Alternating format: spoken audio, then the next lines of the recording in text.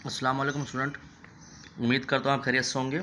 तो आज के इस लेक्चर में हम क्वेश्चन नंबर 5 सॉल्व करेंगे और 6 सॉल्व करेंगे। क्वेश्चन नंबर 5 में हमसे कह रहा है कि the desktop of a price. आपके पास एक डेस्कटॉप है, उसकी प्राइस डिक्रीज हुए कहाँ से 1360 से लेके 1020 तक, ठीक है। Find the percentage decrease in its price. आपको परसेंटेज मालूम करनी है कितनी डिक्रीज़ हुई प्राइस में, ठीक है। यानी कि लैपटॉप की प्राइस इधर पहले इतने थे, फिर इतने हो गए। आप परसेंटेज मालूम करें कितने डिक्रीज़ हुई है। तो स्टूडेंट जैसा कि आपके इल्म में है, ये एक्सरसाइज 8B क्वेश्चन नंबर 5 है। उसके बाद हम 6 सॉल्व करेंगे। तो मैंने अपनी नोटबुक पे उतारा हुआ है, इसको देख लेते हैं। स्टूडेंट क्वेश्चन उतरा हुआ है ये रहा। तो परसेंटेज निकालनी है, तो आप क्या करेंगे, परसेंटेज डिक्रीज निकालेंगे। तो परसेंटेज डिक्रीज लिख लें या रिक्वायर परसेंटेज लिख लें। रिक्वायर परसेंटेज लिख लेते हैं भाई।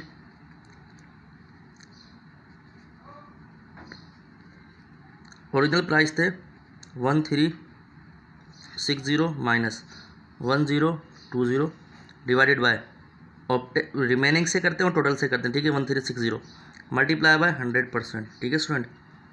अगर आप इसको डिवाइड करें तो हमारे पास बचेगा, इसको माइनस करें तो हमारे पास बचेगा rest of the term is 340 divided by $1360 multiply 100%। Dollar से डॉलर कैंसिल, ज़ीरो से ज़ीरो कैंसिल। अब ये 34 का टेबल 1 से 4 तक पढ़ेंगे तो 136 आएगा, ठीक है।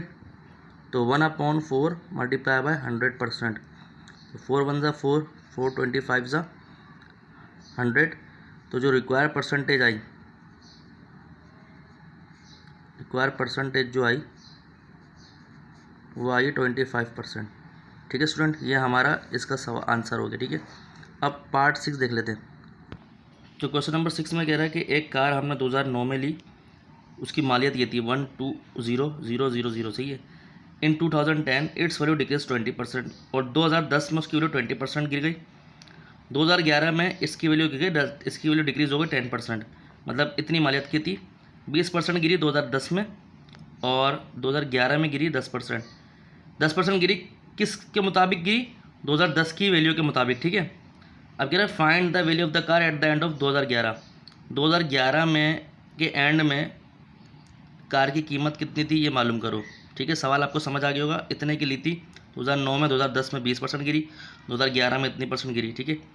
और कह रहा है find the value of the car at the end of 2011। 2011 के आखिरी में कार कितने की रही, उसकी वैल्यू बताएं। तो क्वेश्चन मैंने उतारा हुआ है, हम लिख लेते हैं। इन 2010 the value of car decrease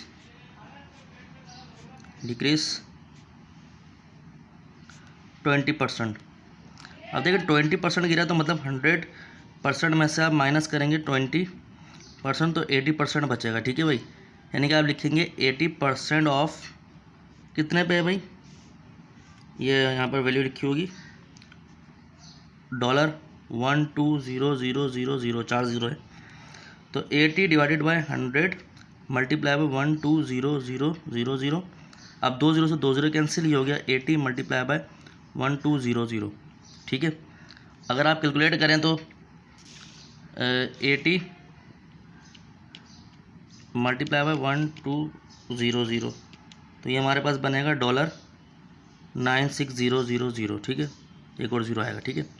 अब ये कह रहा है 2011 में भी गिरी है। इन 2011 the value of car decrease, तो ये डिक्रीज कितना हुआ है 10%।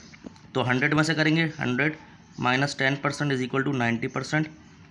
अब किस पे 90% निकालेंगे, किस पे, इसी वैल्यू पे निकालेंगे जो 2010 की थी ये वाली। तो ये हो गया 90% ऑफ 96,000। तो 90 डिवाइड बाई 100 मल्टीप्लाई बाय 96,000। तो 2 जीरो से 2 जीरो कैंसिल, ठीक है, ठीक है भाई। तो अगर 90 को मल्टीप्लाई करेंगे किससे, 960 से, तो हमारे पास आया उसका $86400। तो ये स्टूडेंट ये हमारे पास 2011 के आखिरी तक कार की वैल्यू होगी, सही है। तो हमने क्वेश्चन नंबर 5 और 6 कर लिया। तो उम्मीद करता हूँ लेक्चर आपको समझ आएगा। अगर आपको हमारा अच्छा लगा, लाइक और सब्सक्राइब करें, अपने दोस्तों में शेयर करें। मज़ीद वीडियोज़ आपको मिलती रहेंगी। अपना ध्यान रखें। अस्सलाम वालेकुम।